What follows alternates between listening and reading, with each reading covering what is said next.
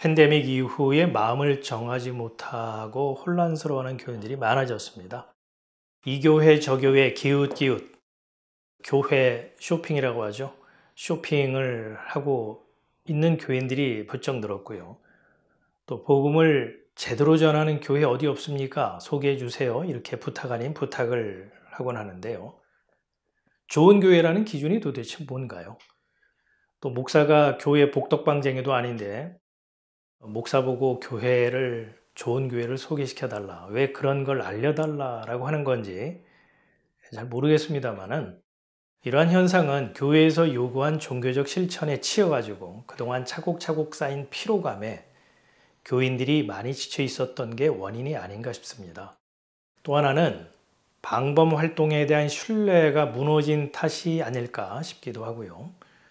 무슨 말인가 하면 주님이 방범 활동을 철저히 해주셔서 적어도 나와 내 가족의 삶의 경계까지는 무탈할 것이다 생각을 했는데, 예수 믿고 갖다 바치고 섬기고 나누는 삶을 살아도 코로나에서 면제된 것이 아니라 걸릴 사람은 걸리고 죽을 사람은 죽더라는 거죠.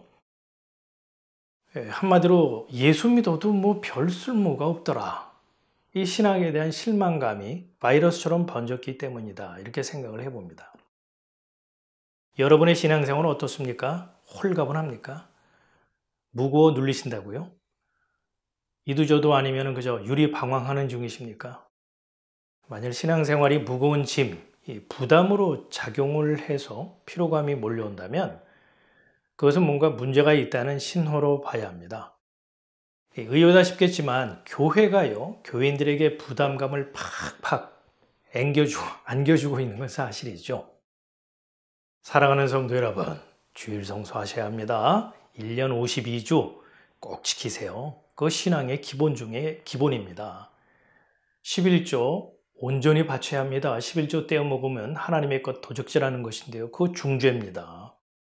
선교에 적극 동참합시다. 주님의 지상 명령이잖아요. 선교 가는 게 곤란하세요. 그러면 선교사를 보내는 일에 물질로라도 참여를 해야죠. 교회 일의 봉사와 헌신으로 기꺼이 동참하는 것, 그거 그리스도 안에서 지체라는 걸 배우는 훈련입니다. 이러한 소리를 교회에서 많이 들어왔을 텐데요, 마음이 깃털처럼 가볍습니까? 아니면 막 숨이 차올라옵니까? 다음과 같은 예수님의 말씀은 또 어떤가요? 아비나 어미를 나보다 더 사랑하는 자는 내게 합당치 아니하고, 아들이나 딸을 나보다 더 사랑하는 자도 내게 합당치 아니하고, 또 자기 십자가를 지고 나를 쫓지 않는 자도 내게 합당치 아니하다. 예수님보다 이 가족관계, 혈연을 중요하게 생각하는 자, 또 자기 십자가를 지지 않는 자, 이런 사람은 천국에 합당치 않다는 말씀이네요. 나는 반드시 무슨 일이 있더라도 기어코 천국에 들어갈 거야 라고 생각하는 사람들에게 예수님의 말씀은 몹시 걸림이 될 뿐 아니라 적잖은 긴장으로 다가오지 않습니까? 그리고 보면 예수님의 말씀 역시 부담 유발자, 피로감을 누적하는 그런 소리처럼 들리죠. 이 교인들의 이런 답답한 심정을 교회의 지도자라고 하는 사람들이 알까요, 모를까요? 귀신같이 알고 있습니다. 그래서 부담감 앞에 그럴듯한 수식어를 붙이곤 하죠. 거룩한 부담감. 성도이기 때문에 주어진 거룩한 의무요 책임이라는 거죠. 그래서 실천하기 어렵더라도 이를 악물고 감당해야 한다는 요구의 목소리를 전달합니다. 여러분은 이 거룩한 부담감을 잘 소화해내고 있습니까? 근데 놀라지 마십시오. 성경의 요구는요, 이 정도에서 멈추질 않습니다. 성경은 온통 하라는 명령과 하지 말라 이런 금지사항으로 도배를 해놓은 듯 하죠. 10계명만 대충 훑어볼까요? 여호와 이름을 망령되게 부르지 말라. 내 부모를 공경하라. 살인하지 말라. 간음하지 말라. 도적질하지 말라. 내 이웃에 대해서 거짓 증거하지 말라. 탐내지 말라. 이 같은 율법의 요구를 지킬만 합니까? 생활 속에서 잘 지켜지고 있던가요? 물론 거룩한 부담감이라고 여겨서 마음 단단히 먹으면 실천 못할 것도 없어 보이죠. 신약의 요구에 비하면 이건 약과입니다. 신약의 말씀은요, 구약의 율법보다 한층 강화된 요구를 하고 있거든요. 구약보다 훨씬 높은 수준의 그 윤리 도덕적 삶을 제시한다는 사실입니다. 구약은 가늠하지 말라 이렇게 했지만 예수님은요, 여자를 보고 음욕을 품는 자마다 마음이 이미 가늠했어, 이렇게 쐐기를 박듯 말씀하십니다. 인터넷이나 SNS에 넘치는 사진이나 영상을 보고서 눈이 돌아가고 마음이 흔들리면 이미 가늠한 것이라는 거죠. 예수님 말씀에 의하면 말이죠. 식겁할 일이죠. 그뿐이 아닙니다. 형제를 향해서요, 이 골빈 놈, 얼빠진 놈, 미련한 자식 이렇게 말만 해도 지옥불에 들어가게 된답니다. 성경에 그런 말씀이 있냐고요? 나는 너희에게 이르노니 형제에게 노하는 자마다 심판을 받게 되고 형제에게 대하여 나가라 하는 자는 공회에 잡히게 되고 미련한 놈이라고 하는 자는 지옥불에 들어가게 되리라. 여기서 나가라는 꺼져 저리가 이런 뜻이 아니고요. 아람어에서 기원한 단어로서 이 어리석은, 머리가 텅 빈 이런 뜻입니다. 예수님이 하신 말씀인데 얼마나 엄격합니까? 우리가 친근하다는 이유로 생각 없이 주고받는 그런 짓궂은 농담들 다 어쩌라는 겁니까? 사도 바울이 제시하는 감독의 기준이나 자격도요, 그 수준이 만만치가 않습니다.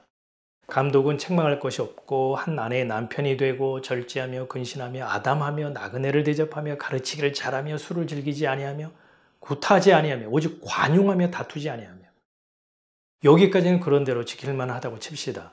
선교하는 심정으로, 돛 닦는 생각으로 각오를 새롭게 하면 실천 가능할 겁니다. 그런데 그 다음부터가요, 정말 부담스럽죠. 사람으로서 실천 가능한가 싶을 정도입니다. 돈을 사랑치 아니하며 자기 집을 잘 다스려 자녀들로 모든 단정함으로 복종케 하는 자라야 할지며, 사람이 자기 집을 다스릴 줄 알지 못하면 어찌 하나님의 교회를 돌아버리요.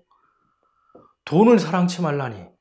아니, 이 세상은 예수 없이는 살아도 돈 없으면 살 수 없는 곳인데 돈 보기를 돌같이 하라는 건지, 아니면 감독을 하게 되면 교회에서 생계를 책임질 거니까 돈에 연연하지 말라는 말씀인지. 돈은 그렇다 치고요, 자식 농사 잘못 지으면 감독으로서의 자격이 미달이라는 건데요. 자식 농사, 그게 어디 부모의 마음먹은 대로 되는 문제인가요?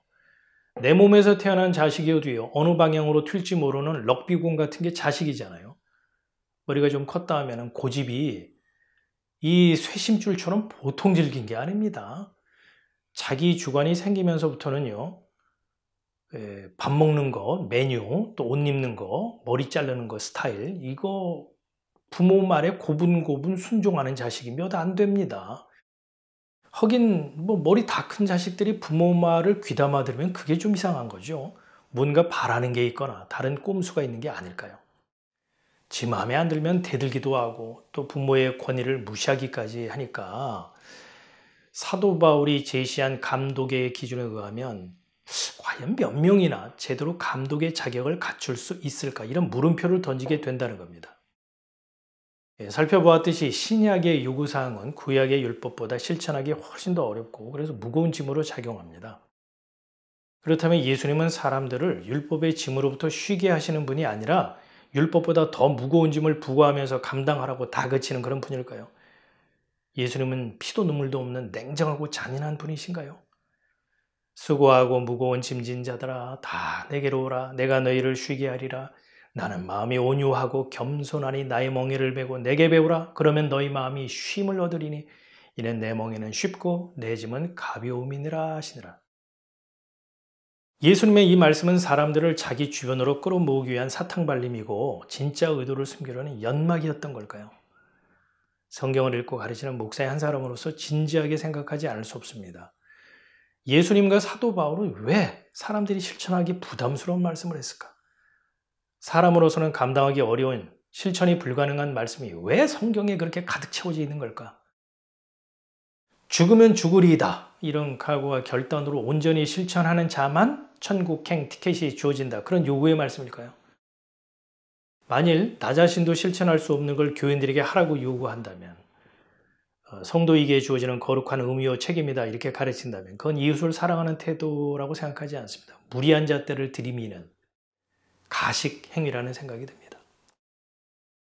목사님의 말씀인즉슨 성경 말씀은 사람으로서는 실천 불가능한 요구니까 지켜보겠다고, 실천해보겠다고 공연히 힘쓰지 말고 말씀의 요구와 무관하게 그냥 살아도 좋다, 괜찮다 그런 얘기를 하는 건가요? 아니요. 그런 식으로 이해를 했다면요. 스스로 자유한 것으로 10중 8구 신앙적 방종으로 흐르게 될 겁니다. 저는 마음 단단히 먹고 한번 말씀대로 살아보겠다. 이렇게 두 주먹 불끈 쥐고 실천해 봐야 한다. 그런 얘기를 하는 겁니다. 온전한 실천을 통해서 자신의 의와 공로를 쌓아라. 이렇게 주문하는 것이 아니고요. 최선을 다해서 실천해 보려고 했지만 실패와 좌절을 맛보고 자신의 한계와 연약함을 확인하게 되었다면 감사한 일이라는 겁니다. 다시 말해서 자신의 못남을 너무 탓하지 말고 예수님의 그 피 묻은 옷자락으로 주께서 덮어주실 것을 바라면서 십자가 은혜의 자리로 나오라는 말입니다. 왜냐? 예수님은 바로 그 사람을 향해서 수고하고 무거운 짐진 자들아 다 내게로 오라 내가 너희를 쉬게 하겠다 말씀하신 것이고 너희 마음이 쉼을 얻을 것이다 위로하신 말씀이라 생각하기 때문이죠. 그 위로의 대상이 되는 사람이야말로 성경이 말하는 행복한 자라는 거죠. 잘못을 용서받고 하나님이 죄를 덮어주신 사람은 복이 있고 주께서 그 죄를 인정치 아니하실 사람은 행복하다라고 성경은 말씀하고 있거든요. 자, 가늠하다 현장에서 잡혀온 여자만 율법에 따라 돌에 맞아 죽어야 할 죄인일까요? 하나님의 율례와 명령과 말씀이 주어졌음에도 온전히 실천하지 못하는 연약하고 무력한 자도 동일한 죄인이지 않을까요? 선악과 사건을 통해서 무기력한 인간의 연약함이 극명하게 드러난 셈이고요. 죄를 깨닫도록 하기 위해서 주어진 이 율법의 기능을 통해서도 사람이 어떤 존재인지 폭로되고 말았죠. 더더욱 예수님의 말씀 앞에서 인간의 모습은 어떤가요?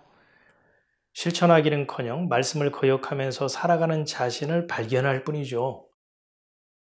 염려에 이르기를 무엇을 먹을까, 무엇을 마실까, 무엇을 입을까 하지 말라. 이는 다 이방인들이 구하는 것이라. 점심 먹으면서 저녁엔 뭘 먹지 염려하는 나. 옷장에 옷이 차고 넘칠 정도로 쌓여 있는데도 입고 나갈 옷이 없어 이렇게 투덜대면서 뭘 입지라고 투정하듯 말하는 나.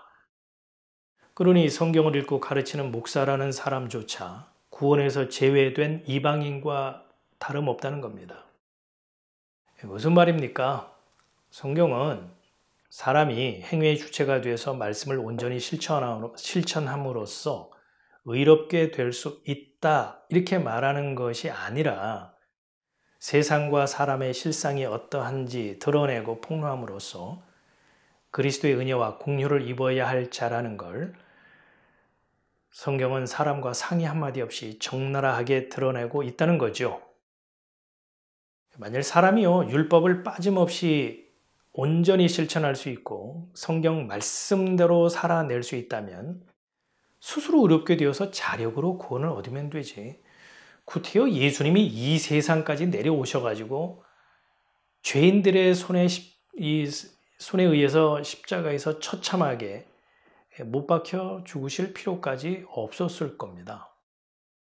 결국 예수를 주와 그리스도로 고백하고 주 예수의 십자가 대속의 은혜로 구원 얻는 줄 믿는다라고 하는 그리스도인이라면 집사냐, 권사냐, 장로냐, 목사냐, 선교사냐, 감독이냐, 신학 박사냐 이런 이 직분과 관계없이 죄인오라 하실 때에 날 부르소서라고 말씀을 위반하며 살아가는 자신의 한계와 무능을 실토할 수밖에 없다는 겁니다.